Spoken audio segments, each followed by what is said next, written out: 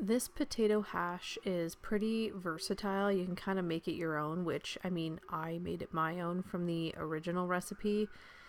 We used sweet potatoes instead of whatever potatoes they were calling for, and we kind of just gauged it on 3 medium to large sweet potatoes. They called for 1 pound of potatoes, and I didn't measure these. I just thought 3 of these sweet potatoes should do the family. And then we just cut them up into about 1/2 inch pieces, which are about bite-sized, and then you're going to put them into a pot to put on the stove.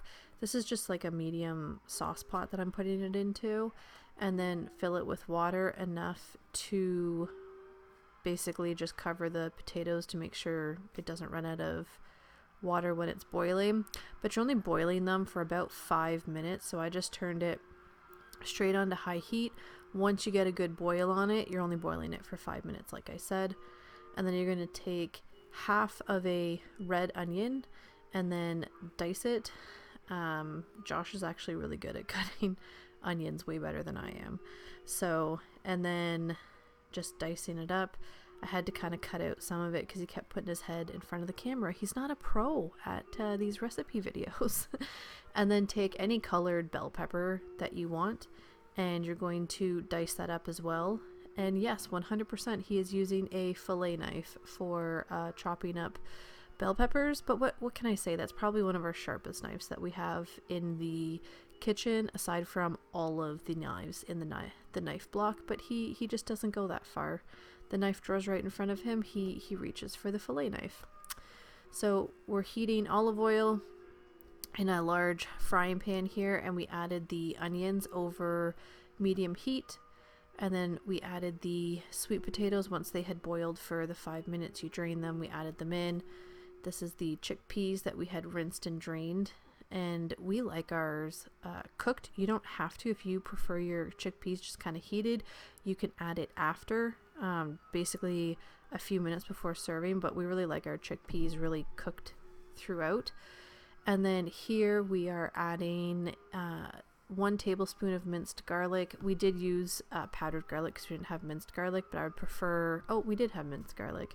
But you're using about a tablespoon of minced garlic, a teaspoon of cumin, a teaspoon of paprika, salt and pepper to taste, and then Josh is just ripping up the handfuls of spinach here, which we just used fresh spinach. I'm not sure if it was like baby spinach or whatever. And then you're just going to put it into a pot here. And what we did was you're basically cooking all of this for about 10 minutes, and don't stir it too much, just to let the potatoes really kind of get